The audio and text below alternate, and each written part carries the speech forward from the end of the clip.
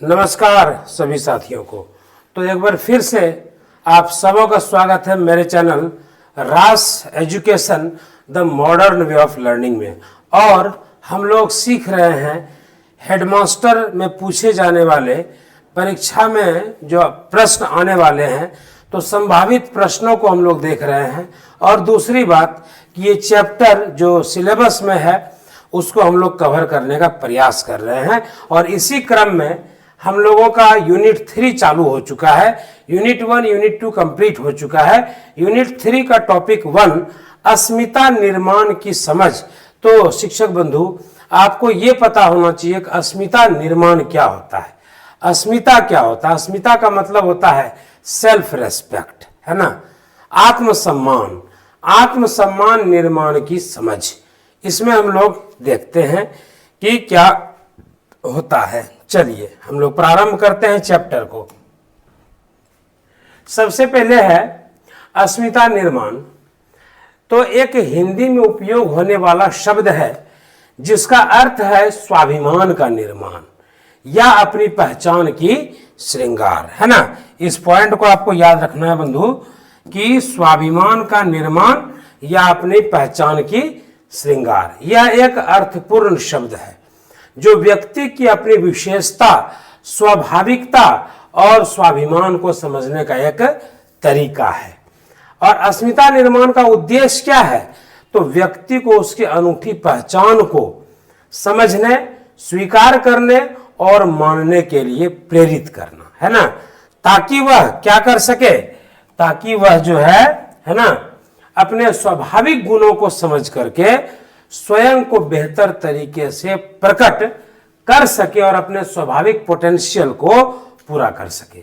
अस्मिता निर्माण के बारे में और क्या कह सकते हैं कि अस्मिता निर्माण को विभिन्न सामाजिक और संस्थागत परिप्रेक्ष्यों से समझने की प्रक्रिया विशेष रूप से महत्वपूर्ण है, क्योंकि यह व्यक्ति और समाज के संबंधों को समझने में मदद कर सकता है। चलिए आगे देखते हैं। तो अस्मिता निर्माण के समझ की यहां पर चर्चा की गई है, जिसमें सबसे पहला है सामाजिक समरसता।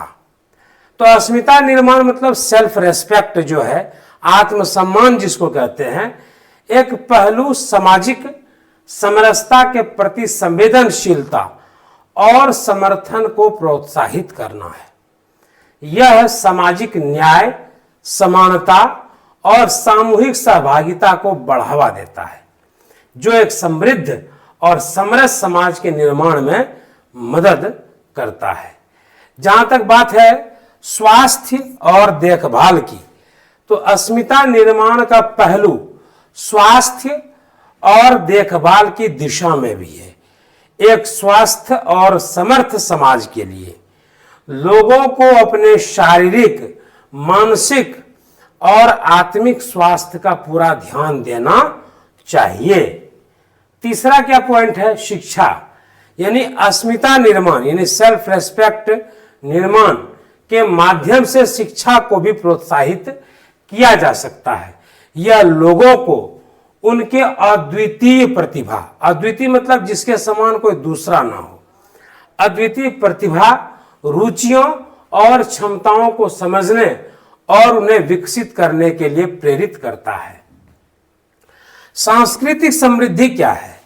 तो अस्मिता निर्माण के माध्यम से सांस्कृतिक समृद्धि को बढ़ाया जा सकता है। लोगों को उनके स्वयं के और अपने समुदाय के मूल्यों, उपलब्धियों और परंपराओं को समझने और महत्वपूर्ण मानने के लिए प्रोत्साहित किया जा सकता है।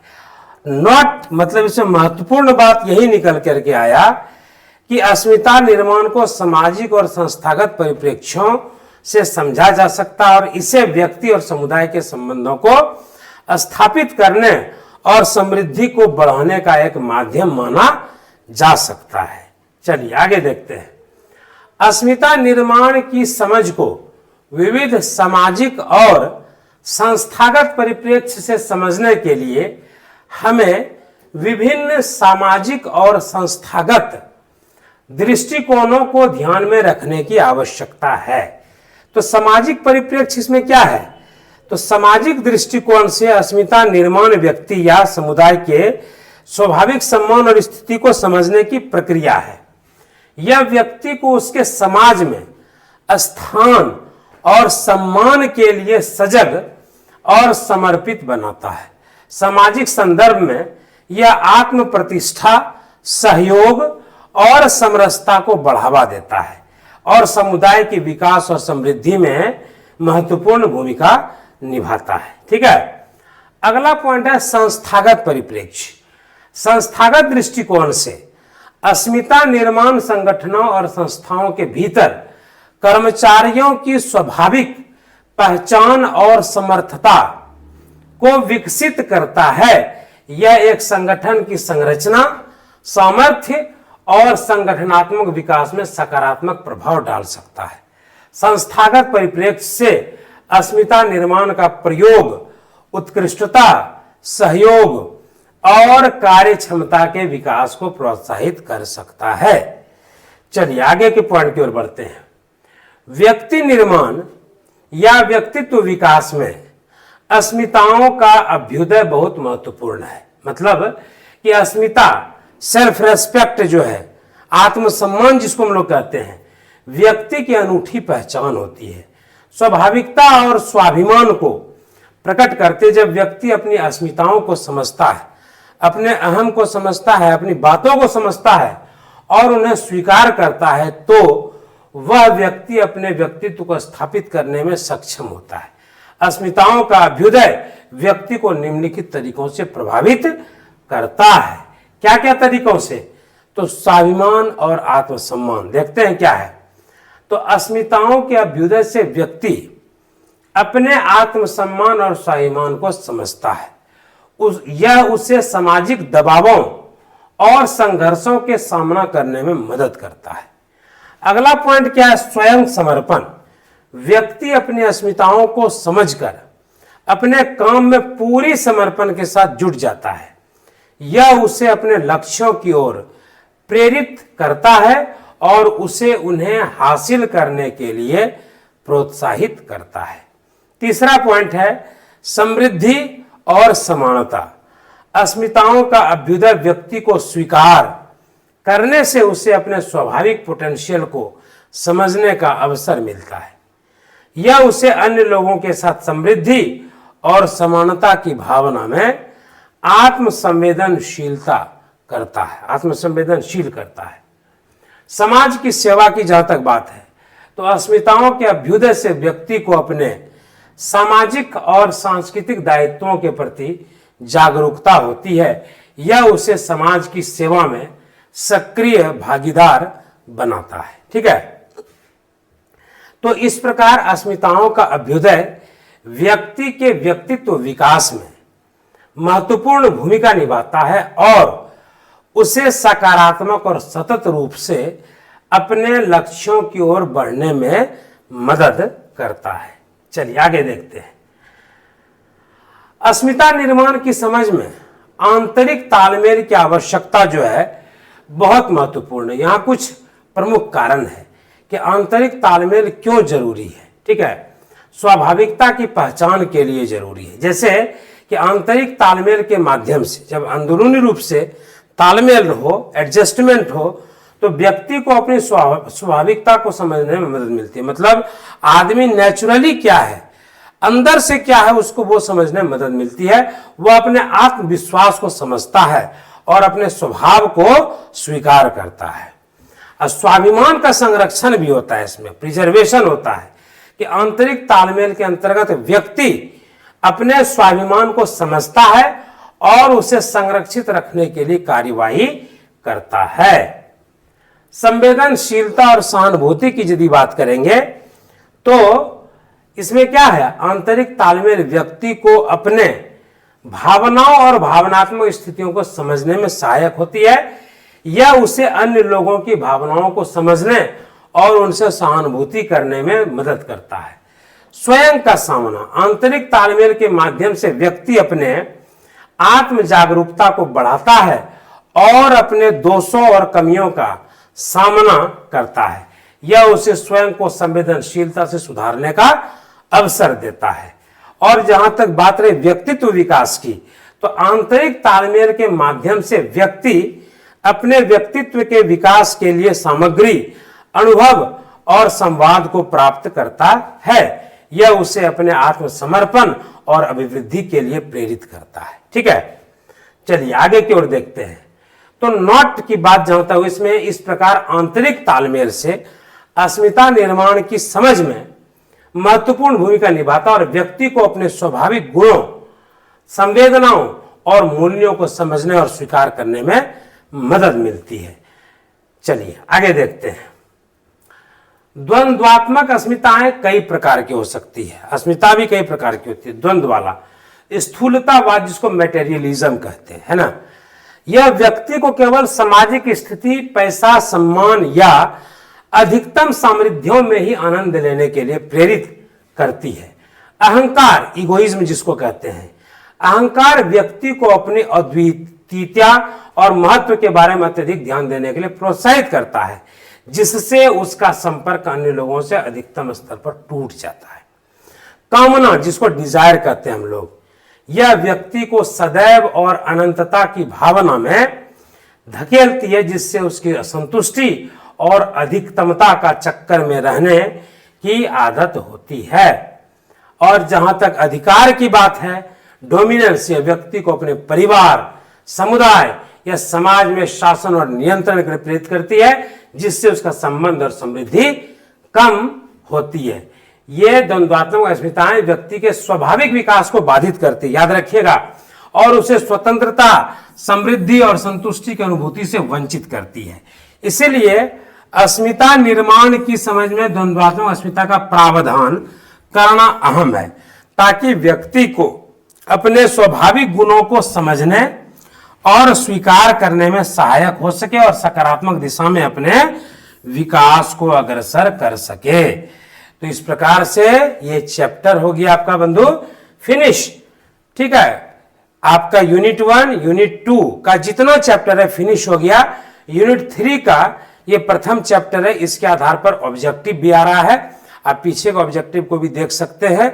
और आपको एक बात बता देते हैं कि आपको यदि लग रहा है कि हम समझा नहीं पा रहे हैं आपको अच्छे से, तो याद रखिए कि ये 3 विषयों का मेल है। इसमें थोड़ा बायोलॉजी भी है, थोड़ा साहित्य भी है, थोड़ा मनोविज्ञान भी है। ठीक है ना, इसीलिए इसका टर्म थोड़ा डिफिकल्ट है, आपको नया लगता होगा। बार बार पढ़िएगा तो समझ में निश्चित तौर पर आपको आएगा। जैसा कि आप सबको पता है कि क्लासेस हेडमास्टर के लिए लगातार चल रहा है। इसी कड़ी में आज हम लोग यूनिट 3 टॉपिक 2 लेकर के आए हैं, शिक्षकों एवं विद्यार्थियों में अस्मिता निर्माण। तो ये प्रारंभ करने जा रहे हैं हम, इसको ध्यान से देखेंगे। ये खत्म होते ही ऑब्जेक्टिव क्लास चलाएंगे। तो शिक्षकों एवं विद्यार्थियों में अस्मिता निर्माण के रूप में विद्यालय, संस्कृति एवं लोकाचार, शिक्षण, अधिगम, अभ्यास एवं वर्ग कक्ष में शिक्षक संवाद, है ना। तो विद्यालय जो है शिक्षक बंधु एक ऐसा स्थान होता है जहां शिक्षक और विद्यार्थी दोनों ही अस्मिता का निर्माण करते हैं। यहां पर विभिन्न धाराओं में अस्मिता का विकास होता है, जैसे कि संस्कृति एवं लोकाचार, जिससे विद्यार्थी अपनी संस्कृति के प्रति समझ और सम्मान विकसित करते हैं। ठीक है, आगे देखते हैं। शिक्षण, अधिगम, अभ्यास में विद्यालय विभिन्न शिक्षा तकनीकों का उपयोग करके विद्यार्थियों को शिक्षा प्रदान करता है। इसमें शिक्षकों की भूमिका अत्यंत महत्वपूर्ण होती है, क्योंकि वे न केवल ज्ञान को प्रदान करते हैं बल्कि छात्रों के मनोबल को भी बढ़ाते हैं। ठीक है, विद्यालय में शिक्षक विद्यार्थी संवाद का महत्वपूर्ण योगदान होता है, क्योंकि यह एक ऐसा माध्यम होता है जिससे शिक्षक विद्यार्थियों के साथ संबंध बनाए रख सकते हैं और उनके विकास में सहायक हो सकते हैं। आगे का पॉइंट देखिए, मूल्यांकन अभ्यास, मूल्य प्रणाली विद्यालय में अद्वितीय महत्वपूर्णता रखता है। यह विद्यार्थियों के प्रगति को मापने और उन्हें उनके अध्ययन क्षेत्र में सुधार की दिशा में महत्वपूर्ण होता है। विद्यालय की प्रच्छन्न पाठ्यचर्या भी अहम अंग है, क्योंकि यह छात्रों को उनकी रुचि के अनुसार विषयों का चयन करने में मदद करता है और उन्हें नई ज्ञान और विचारों के साथ परिचित कराता है। समग्र रूप से कह सकते हैं कि विद्यालय एक ऐसा स्थान है जहां अस्मिता का निर्माण संभव होता है और जहां शिक्षक और विद्यार्थी दोनों ही अपनी स्थानीय समाज और संस्कृति के प्रति समझ और सम्मान विकसित करते हैं। अब देखिए आगे, शिक्षकों और विद्यार्थियों के बीच अस्मिता के निर्माण को प्रोत्साहित करने के लिए विद्यालयों को एक महत्वपूर्ण स्थान के रूप में विकसित किया जा सकता है। कैसे? इसके लिए कई तरह की पहल की जा सकती है। पहला क्या है, तो संस्कृति और लोकाचार का समावेश, है ना, दोनों का मिलन, दोनों का मिक्सचर जिसको कह सकते हैं। तो कह सकते हैं कि विद्यालयों में संस्कृति और लोकाचार के महत्व को समझाने और उन्हें बढ़ावा देने के लिए समर्पित कार्यक्रम आयोजित किए जा सकते हैं। इससे छात्रों की अस्मिता में स्वाभाविक रूप से वृद्धि होगी। अगला पॉइंट क्या है, शिक्षण अधिगम अभ्यास, मतलब विद्यालयों में अधिगम के लिए, लर्निंग के लिए, स्तर को उन्नत करने के लिए, लर्निंग स्तर को उन्नत करने के लिए, सीखने के स्तर के उन्नत करने के लिए विभिन्न शिक्षण तकनीकों का प्रयोग किया जा सकता है। छात्रों को सक्षम बनाने के लिए प्रैक्टिकल अभ्यास भी अच्छा होता है। विद्यालय में शिक्षक छात्र संवाद की बात की जाए तो विद्यालयों में निरंतर शिक्षक छात्र संवाद को प्रोत्साहित किया जा सकता है। छात्रों को अपने विचारों को साझा करने और अपने अभिप्राय को व्यक्त करने का मौका मिलना चाहिए, है ना। अगला पॉइंट क्या है, मूल्यांकन अभ्यास और मूल्य प्रणाली। छात्रों के अच्छे और गलत कार्यों को पहचानने और समझने के लिए मूल्यांकन अभ्यास और मूल्य प्रणाली को अपनाया जा सकता है। इससे छात्रों का व्यक्तित्व और नैतिकता विकसित होती है। ध्यान रखेंगे, विद्यालय की प्रच्छन्न पाठ्यचर्या मतलब अच्छे शिक्षा प्रदान के साथ साथ विद्यालयों को समाज में आदर्श बनाने और छात्रों को समाज में सही मान्यताओं और मूल्यों का संचार करने के लिए प्रच्छन्न पाठ्यचर्या का अनुसरण किया जा सकता है। नोट, इसमें मुख्य बात यही है कि इन सभी पहलों के माध्यम से विद्यालयों में अस्मिता के निर्माण को समर्थित किया जा सकता है और छात्रों को समाज में स्वतंत्र और सक्रिय सदस्य बनाने में मदद मिल सकती है। चलिए आगे देखते हैं। विद्यालय अस्मिता के निर्माण में महत्वपूर्ण भूमिका निभाता है क्योंकि यहाँ पर शिक्षकों और विद्यार्थियों को संबोधित किया जाता है और उन्हें सामाजिक, आर्थिक और नैतिक दृष्टिकोण से समृद्ध बनाने का मुख्य केंद्र होता है। इसमें अध्यापकों की क्या भूमिका होती है, तो विद्यालयों में अध्यापकों का महत्वपूर्ण योगदान होता है। वे छात्रों को न केवल शैक्षिक ज्ञान प्रदान करते हैं बल्कि उन्हें संजीवनी शक्ति, संस्कार और सही दिशा देते हैं। उनकी सकारात्मक संरचना और नैतिक मूल्यों का उदाहरण छात्रों को अपनी अस्मिता को समझने में मदद करती है। ठीक है, शैक्षिक मिलन की जहां तक बात होगी तो विद्यालय एक ऐसा स्थान होता है जहां विभिन्न समाज के विभिन्न वर्गों के छात्र एक साथ आते हैं।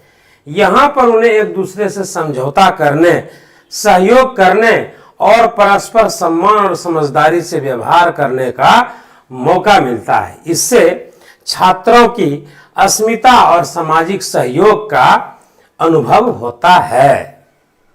चलिए आगे देखते हैं। पाठ्यक्रम की योजना। एक अच्छे विद्यालय में पाठ्यक्रम अस्मिता के निर्माण में महत्वपूर्ण भूमिका निभाते हैं। यहाँ पर पाठ्यक्रम ऐसे निर्माण किए जाते हैं जो छात्रों को उनके सामाजिक, सांस्कृतिक और वैयक्तिक परिप्रेक्ष्य से जोड़ते हैं। और शैक्षिक साक्षरता का अर्थ यह हुआ कि शैक्षिक साक्षरता का प्रमुख उद्देश्य होता है छात्रों की अस्मिता को मजबूत करना। विद्यालयों में यह उद्देश्य प्राप्त करने के लिए उन्हें विभिन्न अवसर प्रदान किए जाते हैं ताकि वे अपनी क्षमताओं को समझें और उन्हें सशक्त करें। नोट, इसमें मुख्य बात यही है कि इन सभी तत्वों के साथ विद्यालय छात्रों को समृद्ध और संबलित व्यक्तियों के रूप में परिणामी बनाने में महत्वपूर्ण भूमिका निभाता है। यहां पर शिक्षा न केवल शैक्षिक ज्ञान को बढ़ाने के लिए होती बल्कि विभिन्न पहलुओं में विकसित होने वाली अस्मिता को समझने और स्थापित करने के लिए भी होती है। चलिए आगे देखते हैं। अब इसमें हम लोग संस्कृति की भूमिका देखेंगे। संस्कृति विशेष रूप से विचारशीलता, सहिष्णुता और समृद्धि के माध्यम के रूप में अपने महत्व को दर्शाती है। विद्यालयों में संस्कृति को समझने और समर्थित करने के लिए विभिन्न कार्यक्रम, समारोह और विद्यालय में समृद्धि को बढ़ाने के उपाय अपनाए जा सकते हैं। लोकाचार की भूमिका जहां तक है तो लोकाचार समाज में विभिन्न सामाजिक, सांस्कृतिक और धार्मिक मान्यताओं और रीति रिवाजों का महत्वपूर्ण हिस्सा होता है। विद्यालयों में लोकाचार के महत्व को समझाने और समर्थित करने के लिए विभिन्न कार्यक्रम और उत्सवों का आयोजन किया जा सकता है। अस्मिता और विचारशीलता की संरचना में सहायक संस्कृति और लोकाचार के माध्यम से छात्रों को उनकी अस्मिता का महत्व और समृद्धि के साथ विचार करने की क्षमता विकसित करने में मदद मिलती है। इसके अलावा ये उन्हें सामाजिक सहयोग की भावना और समर्थन करते हैं।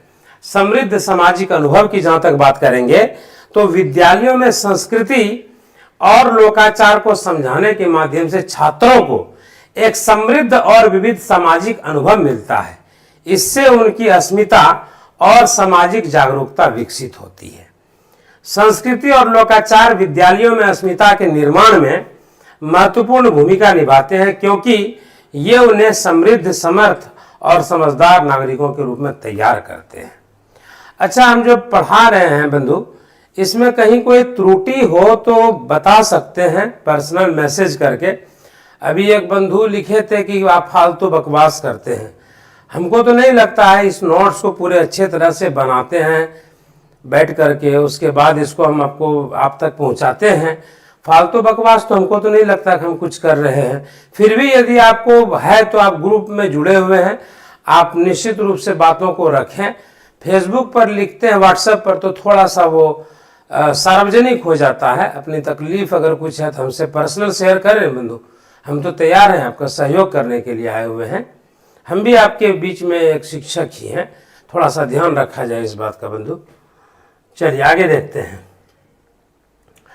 अब जहां तक बात है व्यक्तित्व विकास की, तो हम देखते हैं कि शिक्षण अधिगम अभ्यास विद्यार्थियों को उनके व्यक्तित्व के विकास में मदद करता है। यह उन्हें उनके स्वाभाविक प्रतिभाओं, रुचियों और प्रेरणाओं को समझने और उन्हें स्वीकार करने में मदद करता है। स्वाधीनता का विकास। शिक्षण अधिगम अभ्यास छात्रों को स्वाधीनता की भावना को समझने और विकसित करने में मदद करता है। यह उन्हें अपने सोचने समझने की क्षमता को बढ़ाता है और उन्हें अपने विचारों और विचारों को स्वतंत्र रूप से व्यक्त करने में सहायक होते हैं। नैतिकता और मूल्यों का अधिगम की जहां तक बात करेंगे तो शिक्षण अधिगम अभ्यास छात्रों को सही और गलत के बीच अंतर को समझाता है और उन्हें नैतिक मूल्यों का समर्थन करता है। यह उन्हें समाज में उचित और सजीव नागरिकता के रूप में, है ना, परिणत करता है। कौशल विकास की जहां तक बात करें तो शिक्षण अधिगम अभ्यास छात्रों के ज्ञान, कौशल और अनुभव का विकास करता है। यह उन्हें समस्याओं को हल करने के लिए, विचार करने के लिए, समाधान ढूंढने के लिए और नए नए नवाचारी विचारों को विकसित करने में मदद करता है। सक्षमता और स्वाधीनता का विकास। शिक्षण अधिगम अभ्यास छात्रों को स्वतंत्र और सक्षम नागरिक बनाने के लिए उन्हें आत्म प्रकार, स्वतंत्रता और स्वाधीनता की भावना का विकास करता है। इन सभी तत्वों के साथ शिक्षण अधिगम छात्रों को, है ना, उनकी अस्मिता के निर्माण में महत्वपूर्ण भूमिका निभाता है और उन्हें समृद्ध, समर्थ और संवेदनशील नागरिकों के रूप में तैयार करता है।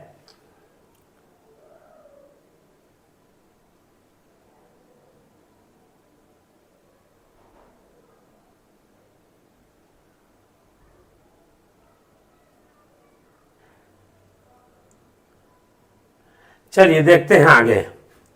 अब देखिए, वर्ग कक्षा में शिक्षक संवाद की भूमिका अत्यंत महत्वपूर्ण है। ये भी आपको भी पता होगा, शिक्षक जो संवाद करते हैं बच्चों से, तो ये भूमिका बहुत महत्वपूर्ण है, क्योंकि इसका कारण बताया है कि यह शिक्षा प्रक्रिया को समृद्ध, संबलित और सहयोगी बनाने में मदद करता है। इससे न केवल शिक्षकों को छात्रों की जरूरतों और अभिरुचियों को समझने में मदद मिलती है, बल्कि छात्रों को भी उनके विचारों और परिस्थितियों को स्वतंत्र रूप से व्यक्त करने का मौका मिलता है।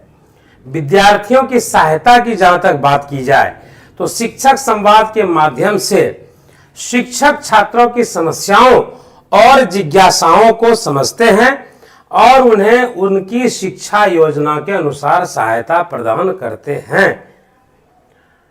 शिक्षा की गुणवत्ता का संरक्षण, शिक्षक संवाद के माध्यम से शिक्षक छात्रों के साथ अच्छे संवाद और सहयोग की गुणवत्ता को बढ़ाते हैं, जिससे शिक्षा प्रक्रिया की गुणवत्ता बनी रहती है। विद्यार्थियों की सामाजिक और आत्मिक विकास, इसमें क्या है, तो शिक्षक संवाद छात्रों को समर्थ और संवेदनशील नागरिकों के रूप में तैयार करने में महत्वपूर्ण भूमिका निभाता है। यह उन्हें नैतिकता, समर्थता और सहनशीलता के मानकों को समझने और उन्हें अपने व्यक्तित्व का विकास करने में मदद करता है। आगे देखते हैं, सहयोग और सामर्थ्य विकास, मतलब शिक्षक संवाद छात्रों को सहयोगी और सामर्थ्य बनाने में मदद करता है। यह छात्रों के बीच सहयोग और साझेदारी का वातावरण स्थापित करता है, जो उनके सामाजिक और आत्मिक विकास को बढ़ाता है।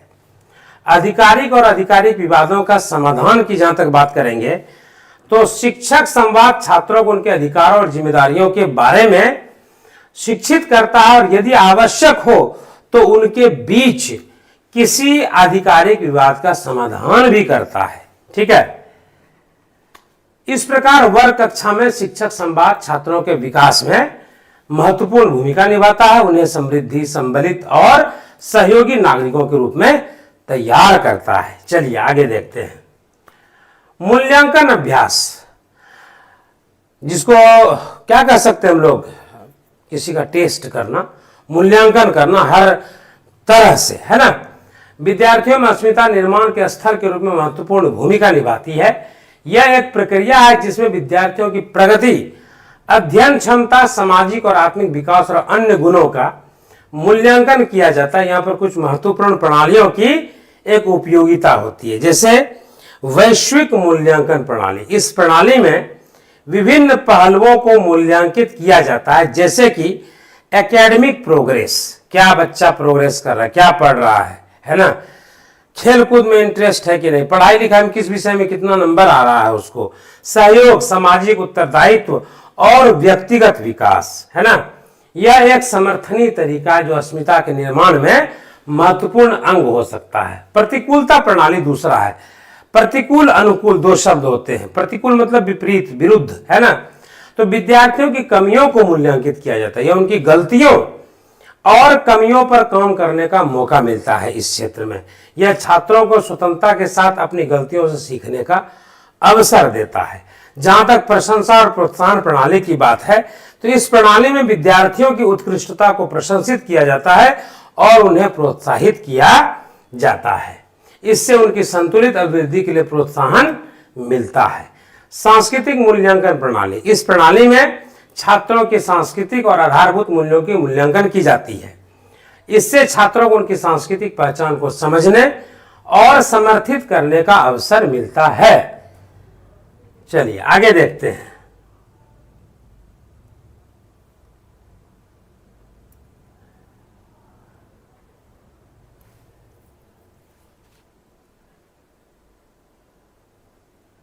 देखिए, विद्यालय के प्रच्छन्न पाठ्यचर्या भी शिक्षकों और विद्यार्थियों में अस्मिता निर्माण के स्थल के रूप में महत्वपूर्ण कारक होती है। इसमें विभिन्न गतिविधियों, अध्ययन सामग्रियों और विशेष प्रोग्रामों को शामिल किया जाता है जो छात्रों को समृद्ध, समर्थ और संवेदनशील बनाने में मदद करते हैं।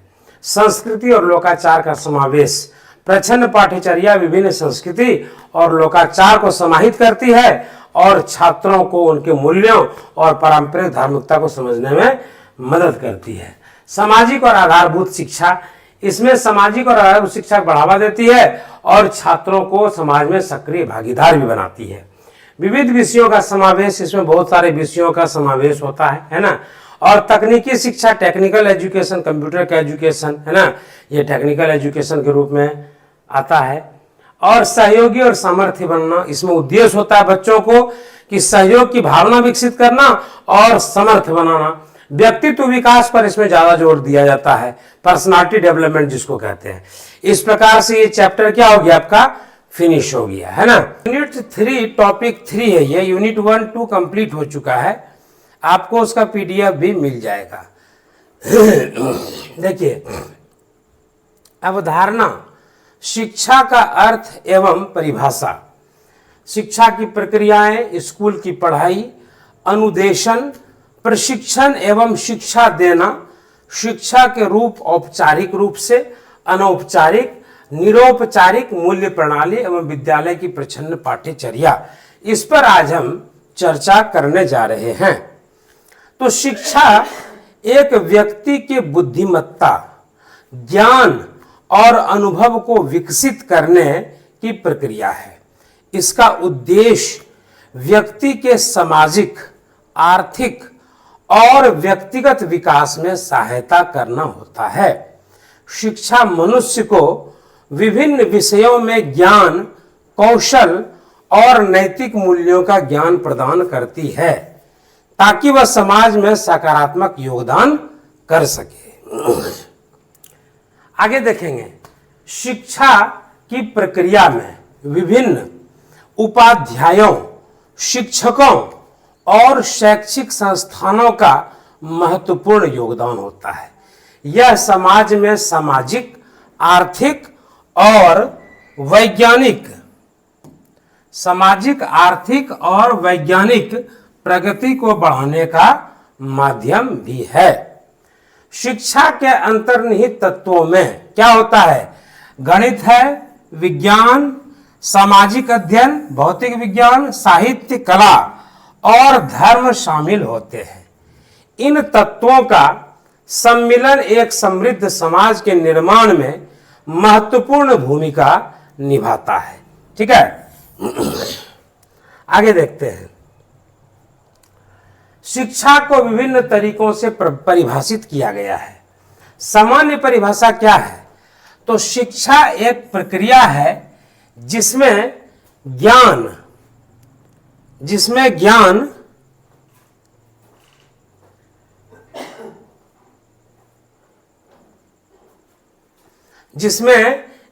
अनुभव, कौशल और संचार को संचित किया जाता है, जिससे व्यक्ति के मन और शरीर के समूहों का विकास होता है। तात्विक परिभाषा की बात जहां तक है, तत्व से बना है तात्विक।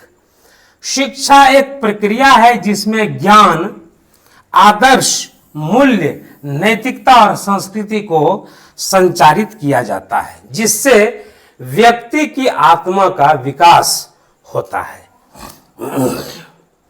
शैक्षिक परिभाषा की जहां तक बात करें तो शिक्षा क्या है, एक संगठित प्रक्रिया है। शिक्षा क्या है, एक संगठित प्रक्रिया है जिसमें शिक्षक या शिक्षिका द्वारा विद्यार्थियों को ज्ञान, कौशल और अनुभव सिखाया जाता है, जिससे उनका समग्र विकास होता है।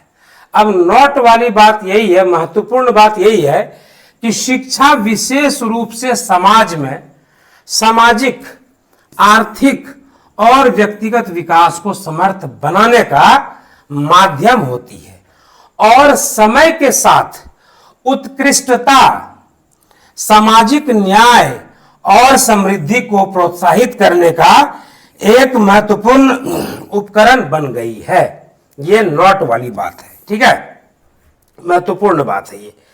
आगे देखते हैं स्कूल क्या है। तो स्कूल एक अस्थाई संगठन होता है जो क्या करता है, जो विभिन्न विषयों और कौशलों की प्राप्ति के लिए छात्रों को संदर्भ, मार्गदर्शन और समर्थन प्रदान करता है। यहां कुछ कुंजीकृत भूमिकाएं हैं जिन्हें स्कूल की पढ़ाई की प्रक्रिया में महत्वपूर्ण माना जाता है। क्या क्या है? तो सबसे पहले है अध्यापक की भूमिका। क्या है अध्यापक की भूमिका? तो अध्यापक स्कूल में विषयों के प्रवेश को बताने और क्या छात्रों को ज्ञान और कौशल प्राप्ति में मार्गदर्शन करने और उन्हें शैक्षिक प्रदर्शन के लिए प्रेरित करने की भूमिका निभाते हैं। आगे देखते हैं पाठ्यक्रम और पाठ्य सामग्री।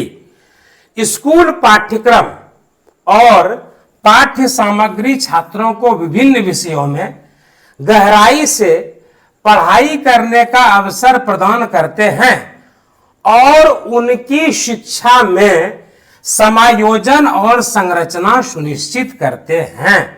ठीक है, फिर देखिए छात्रों का अध्ययन समर्थन। मतलब हो गया इसका कि स्कूल छात्रों को उनके अध्ययन के समर्थन करता है, जैसे कि छात्रों को पाठ्यक्रम के अनुसार पढ़ने, शैक्षिक समस्याओं को हल करने और उनके अध्ययन की प्रगति का मूल्यांकन करने में मदद करना।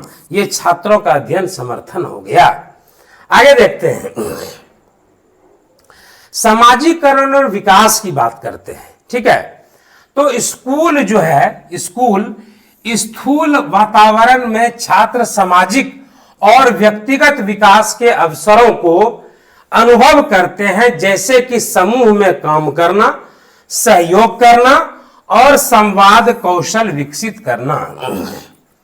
संसाधनों का प्रबंधन की जहां तक बात है, तो स्कूल विभिन्न शिक्षा संसाधनों का प्रबंधन करता है, जैसे कि किताबें, शैक्षणिक सामग्री और शैक्षिक उपकरण जो छात्रों की शिक्षा को समर्थन करने के लिए आवश्यक होते हैं।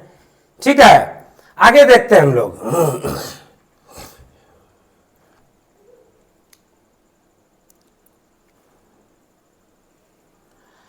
नेक्स्ट है, कुछ लोग सवाल पूछ रहे हैं, सर आप यूजीसी नेट एजुकेशन का भी क्लास ऑनलाइन है क्या?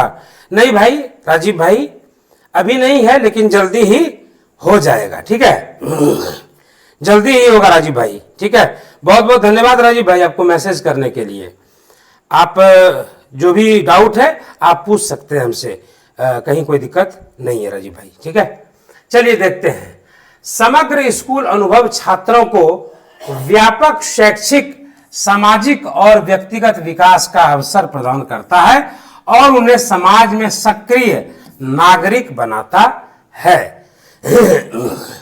आगे देखिएगा, अनुदेशन, प्रशिक्षण और शिक्षा देना शिक्षा की प्रक्रियाओं में महत्वपूर्ण अंग है। ये तीनों तत्व शिक्षा को प्रभावी और सामग्रिक बनाते हैं और छात्रों को ज्ञान और कौशलों का समर्पित और सुचारू रूप से अध्ययन करने का माध्यम प्रदान करते हैं। अनुदेशन यानी गाइडेंस जिसको कहते हैं, अनुदेशन छात्रों को, विद्यार्थियों को उनके शैक्षिक और व्यक्तिगत विकास में मार्गदर्शन करने का प्रक्रिया है। इसका उद्देश्य छात्रों को सही दिशा में ले जाना, उन्हें उनके लक्ष्यों की प्राप्ति के लिए संबोधित करना और उनके बढ़ते हुए विशेष प्रतियोगिता में सहायता करना होता है। प्रशिक्षण छात्रों को निश्चित विषयों में ज्ञान और कौशल प्रदान करने की प्रक्रिया है। यह विषय के आधार पर होता है और छात्रों को विभिन्न विषयों में मास्टरी हासिल करने में मदद करता है। जहां तक शिक्षा देने की बात है तो इसमें देखते हैं हम लोग कि शिक्षा देना विभिन्न तरीकों से छात्रों को ज्ञान और कौशल प्रदान करने की प्रक्रिया है। यह शिक्षकों द्वारा कक्षा में पाठ देने, व्याख्यान प्रदर्शन और छात्रों के साथ संवाद के माध्यम से हो सकता है। शिक्षा देने का मकसद छात्रों को संपूर्ण अध्ययन प्रक्रिया के लिए प्रेरित करना और उन्हें विभिन्न अध्ययन समस्याओं का समाधान करने में मदद करना होता है।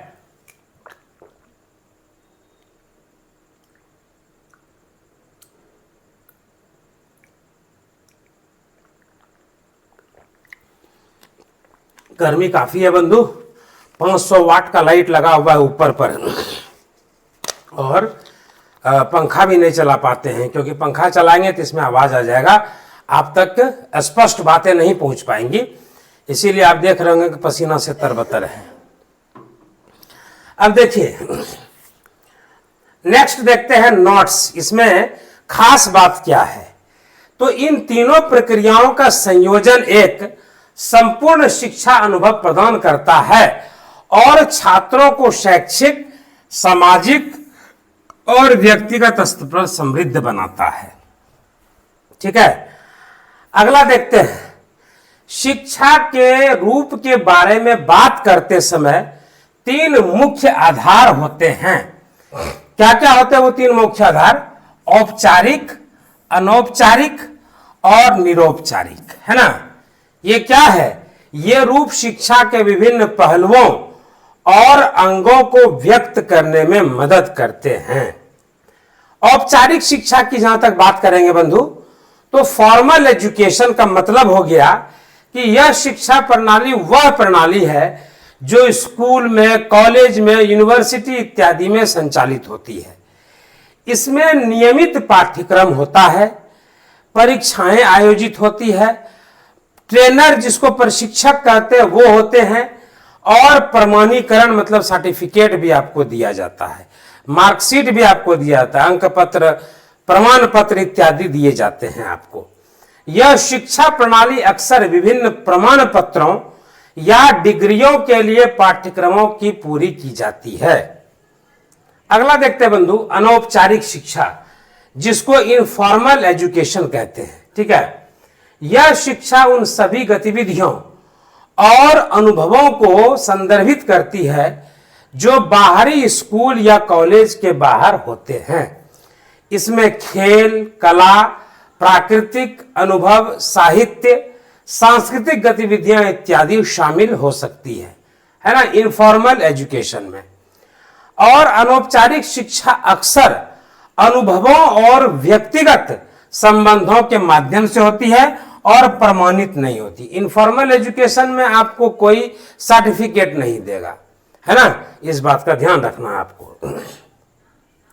अब देखिए निरौपचारिक शिक्षा क्या होता है, नॉन फॉर्मल एजुकेशन क्या होता है। तो यह शिक्षा अक्सर फॉर्मल और इनफॉर्मल शिक्षा के बीच का आधार होता है। इसमें संगठित पाठ्यक्रम होते हैं, लेकिन ये पाठ्यक्रम शिक्षा संस्थानों के बाहर आयोजित किए जाते हैं। यह इस प्रकार की शिक्षा अक्सर उन लोगों के लिए होती है जो नियमित स्कूल या कॉलेज नहीं जा सकते हैं, जैसे कि वयस्क शिक्षा, जैसे श्रमिक शिक्षा और कौशल विकास कार्यक्रम, है ना। ये आपको ध्यान देना। वयस्क शिक्षा में जैसे देखिए, अभी आप लोग हाई स्कूल के टीचर हैं या +2 के टीचर हैं, तो आपको पता होगा कि प्रैक्टिकल में जो है मुखिया का साइन होता है ना। उसमें यह भी लिखा रहता है कि आपने कितने लोगों को शिक्षित किया, कितने वयस्कों को आपने शिक्षा दी, जो निरक्षर लोग थे उनको साक्षर बनाया, कितने लोगों को साक्षर बनाया, है ना। ये सारी चीजें। श्रमिक शिक्षा और कौशल विकास कार्यक्रम, अभी KYP प्रोग्राम भी चला है, कंप्यूटर का देखते होंगे कि हर ब्लॉक में जो है दिया जा रहा है। बंधु इस सेशन को थोड़ा शेयर कर दीजिए। देखिए पसीना से तरबतर हो गए हैं और पंखा इसलिए नहीं चला पा रहे हैं ताकि आपको मेरी आवाज स्पष्ट सुनाई दे। नहीं तो ये जो माइक्रोफोन है ना, वो पंखा के आवाज को कैच कर लेगा, फिर आपको सुनाई नहीं देगा। तो थोड़ा सा यही आपसे उम्मीद कर रहे हैं, ज्यादा कुछ नहीं मांग रहे हैं, फ्री शिक्षा दे रहे हैं। आप केवल सेशन को शेयर कर दीजिए, दोस्तों मित्रों सहयोगियों तक पहुंचाइए, केवल इतना ही आपसे हाथ जोड़कर विनती है। आगे देखते हैं हम लोग, नॉट वाली बात जहां तक करेंगे तो इन तीनों रूपों की शिक्षा का संयोजन एक समृद्ध और पूर्णतः शिक्षा प्राप्त प्रक्रिया को बनाता है और छात्रों के विकास में सहायक होता है। ठीक है, अगला देखते हैं, राष्ट्रीय आदर्शों को प्रतिबिंबित करने वाली शिक्षा को संवैधानिक रूप से प्रणालित किया गया है। निम्नलिखित प्रमुख संवैधानिक प्रावधान है जो राष्ट्रीय आदर्शों को शिक्षा के माध्यम से प्रतिबिंबित करते हैं। सबसे पहले प्रजातंत्र है। क्या है प्रजातंत्र में? तो भारतीय संविधान द्वारा स्थापित प्रजातांत्रिक तंत्र के अनुसार शिक्षा सभी नागरिकों के लिए उपलब्ध होनी चाहिए। दूसरी बात, समान और स्वतंत्र शिक्षा प्राप्ति के अधिकार को सुनिश्चित करना चाहिए बिना किसी भेदभाव के। दूसरा है समानता, यानी भारतीय संविधान धारा 14 और 15 के तहत, ये इंपॉर्टेंट लाइन है बंधु, धारा 14 और 15 के तहत समान शिक्षा के अधिकार को संरक्षित करता है। सभी नागरिकों को समान अवसरों का लाभ उठाने का अधिकार होता है, चाहे वे जाति, लिंग, धर्म या क्षेत्र के आधार पर ही क्यों ना हो। यह बात ध्यान रखेंगे। जहां तक स्वतंत्रता की बात है तो शिक्षा के क्षेत्र में अधिकार और स्वतंत्रता के माध्यम से छात्रों को विचार, अभिव्यक्ति और विकल्प का विकास करने का मौका मिलना चाहिए, है ना। और अगला पॉइंट है, शिक्षा में स्वतंत्रता और स्वाधीनता का महत्वपूर्ण रोल होता है जो छात्रों के मनोबल और सोचने की क्षमता को बढ़ाता है। ये इंपॉर्टेंट पॉइंट है बंधु। आगे देखते हैं, धर्मनिरपेक्षता की जहां तक बात है, सेक्युलरिज्म जिसको कहते हैं, तो भारतीय संविधान धर्मनिरपेक्षता का सिद्धांत स्वीकार करता है जिसके अनुसार शिक्षा का धार्मिक अवस्था को न देखते हुए सभी धर्मों के प्रति समानता का आदर्श होना चाहिए। और दूसरा पॉइंट क्या है सेक्युलरिज्म का, कि शिक्षा को धर्मनिरपेक्ष बनाए रखने के लिए धार्मिक भेदभाव के खिलाफ लड़ाई लड़ी जानी चाहिए और धार्मिक समझौतों से बचा जाना चाहिए, है ना। अगला पॉइंट है हम लोग का सामाजिक न्याय, जिसको हम लोग सोशल जस्टिस कहते हैं। तो शिक्षा के विविध आयामों में सामाजिक न्याय को संवैधानिक रूप से प्रतिबिंबित किया जाना चाहिए, जैसे कि विकलांग छात्रों, गरीब और पिछड़े वर्ग के छात्रों के लिए अतिरिक्त संबद्धता और समर्थन। और नॉट यही है कि इन संवैधानिक प्रावधानों के माध्यम से भारतीय संविधान शिक्षा के क्षेत्र में राष्ट्रीय आदर्शों को प्रतिबिंबित करने वाले मौलिक सिद्धांतों को सुनिश्चित करता है। तो बंधु, आज का क्लास यहीं पर समाप्त होता है। कल हम ऑब्जेक्टिव कराने जा रहे हैं, कल का क्लास मिस मत करिएगा। कल 151 ऑब्जेक्टिव कराएंगे, 151 इंपॉर्टेंट ऑब्जेक्टिव क्वेश्चन कल वस्तुनिष्ठ प्रश्न कराए जाएंगे। 151 वस्तुनिष्ठ प्रश्न कराए जाएंगे बंधु, है ना। तो कल का क्लास बिल्कुल भी मिस नहीं कीजिएगा। 8:01 में आपके सामने फिर कल हाजिर होंगे।